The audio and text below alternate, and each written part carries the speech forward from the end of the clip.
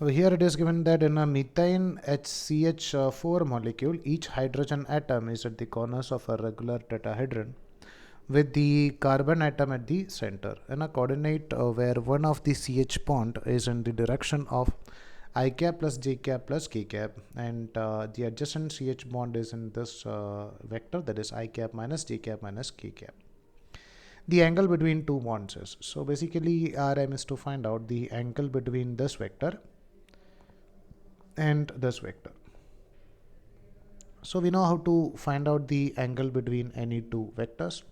Let's say our aim is to find out the angle between these two vectors, our A vector and B vector. So let's say this is our A vector and this is nothing but our B vector. To find out the value of angle between any two vectors, we'll use a concept of dot product.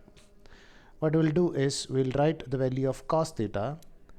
We'll write the value of cos theta is equal to nothing but A vector dot B vector divided by AB. So first we can find out what about the dot product of these two vectors. So this is 1 into 1, which we can take it as nothing but 1. So A dot B is equal to 1 plus. Next term is, you can observe that is 1 into minus 1. So that is going to be minus 1. So this is minus 1, and the other term is nothing but 1 into minus 1, that is again minus 1.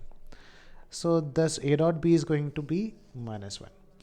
Now we can find out what is the magnitude of A vector and magnitude of B vector. So let's see what is the magnitude of first vector over here. So the magnitude of this vector is nothing but under root of x component square, that is 1 plus 1 plus 1, which is equal to root 3. Same as like that, we can find out what about the magnitude of next vector, that is B vector,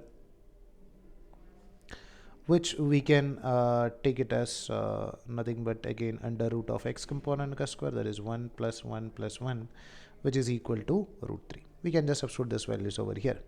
So cos theta is equal to A dot B is minus 1 divided by A is nothing but root 3, and B is also equal to root 3. So it is minus 1 divided by 3. So cos theta is minus 1 by 3. We can write the value of theta is going to be cos inverse of minus 1 by 3.